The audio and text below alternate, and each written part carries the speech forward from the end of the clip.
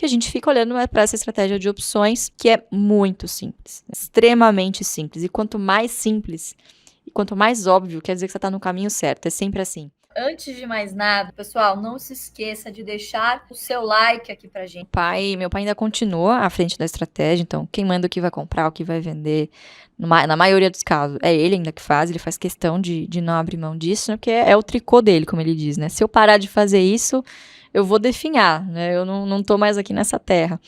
Então, há um tempo atrás, ele era muito mais resistente a usar essa ferramenta, muito por conta daquela ideologia de, não, eu quero me manter fiel à minha estratégia. Quanto mais você abre os seus flancos, né, e você acaba desviando a sua atenção do seu foco principal, da sua prioridade, maiores são as chances de você errar no meio do caminho, né? Então, o cara tem 50 anos de mercado, né? Então, ele estava seguindo na dele. E aí eu falei, pô, pai, vamos tentar modernizar, vamos, né? E aí, nesse passo, o mercado foi também melhorando, a liquidez foi melhorando bastante. E eu acho que há 10 anos atrás não seria possível a gente fazer a estratégia que a gente faz hoje com o tamanho das posições que a gente mexe, né? Então, acho que o mercado nem tinha liquidez suficiente nos papéis que nós temos em carteira.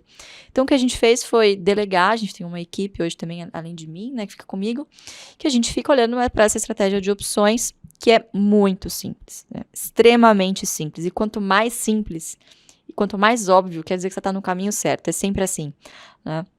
Confie no óbvio, que é justamente fazer o lançamento coberto de call e put. Então, se a gente vê algum lado muito extremo, em alguns dos nossos papéis da carteira, seja para cima ou seja para baixo, são nesses dias em específico de bastante vol, de bastante assimetria nos prêmios que a gente costuma lançar bastante coisa. E nos últimos meses tem sido bastante comum meses em que a gente faz mais dividendo sintético com opções do que dividendo especificamente distribuído das empresas. Porque a gente sabe, tem os anúncios trimestrais, semestrais, enfim, mas nem sempre o casamento dos pagamentos acontece de forma que você tem uma renda mensal garantida, vamos dizer assim. Uhum.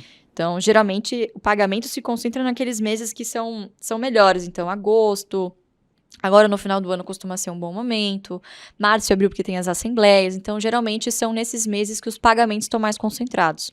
Então, isso ajuda a gente também a fazer caixa durante o ano. Você rentabilizar a carteira e tem dado muito certo, assim. Mas se você não tem time para delegar também e para você ficar firme na sua estratégia principal, né? Porque as opções são um plus. Elas servem para rentabilizar a carteira que eu já tenho. Então, não é uma estratégia muito indicada, por exemplo, para quem está começando, para quem não tem uma carteira muito consolidada, né? A não ser que você tenha ali o objetivo, por exemplo, de lançar put e se obrigar a comprar o papel, por exemplo, ou lançar a call para você se obrigar a sair do papel, né? Para você se obrigar a tomar uma decisão. Mas, geralmente, é uma estratégia para quem tem uma carteira um pouquinho mais consolidada e para quem entende um pouquinho mais do ferramental, né? Porque envolve também todo um exercício de você não deixar cair na tentação de operar descoberto, de usar ali aquele alavancagem, aquele limitezinho extra ali que aparece na corretora, né? Então, são algumas armadilhas aí que você tem que ter, o investidor tem que tentar ao máximo escapar. Mas é basicamente isso, assim, é uma estratégia muito simples e que dá muito resultado, né? E a volatilidade, como a gente está vendo hoje, é muito amiga do investidor que maneja dessa maneira as opções, né? Eu sempre falo que mercado de opções não é investimento, é uma ferramenta para otimizar os seus investimentos. Concordo. Então, você pode usar para proteção, você pode usar para gerar uma nova fonte de renda, como você falou dos dividendos sintéticos. Então, tem muita coisa ali que dá para fazer que é bacana. Tem que ter esse cuidado para não cair nas armadilhas, né? Porque às vezes você fica tentado ali a estar fazendo alguma coisa um pouquinho mais agressiva e acaba fugindo ali dos planos. Mas eu acho que é muito isso que você falou também, né? O mercado de opções ele tem muita informação. Então precisa de uma dedicação ali para estudar aquilo, ver como é que funciona, você entender direitinho o que você está fazendo, o que você não está fazendo, para não acabar fazendo besteira, né? Exatamente. Principalmente a gente que só opera basicamente na ponta lançadora, né?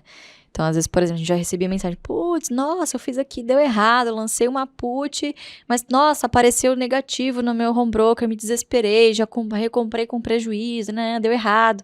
Quer dizer, não, olha, você é o vendedor, né? Vai aparecer com um sinal negativo, mas não quer dizer que você está perdendo. Se virar pó, você vai ficar com o prêmio que você recebeu. Então, assim, esse trabalho educacional também é muito importante. As pessoas são muito ansiosas e, querendo ou não, as opções são ferramentas que te levam a ficar mais ansioso, porque são coisas que oscilam muito rapidamente, né? E as promessas que são vendidas também de milagres, né? Assim, é possível você ter rendimentos de 1.000, 2.000, retornos de 1.000, 2.000%. Mas você fazer isso com consistência, você precisa largar tudo que você está fazendo para prestar atenção, ter uma estratégia muito bem definida ali, né? Então é complicado, né? Mas mantendo o pé no chão, sabendo o que está fazendo, o risco é extremamente controlado. O risco quem vai ditar é quem está atrás do home broker, né?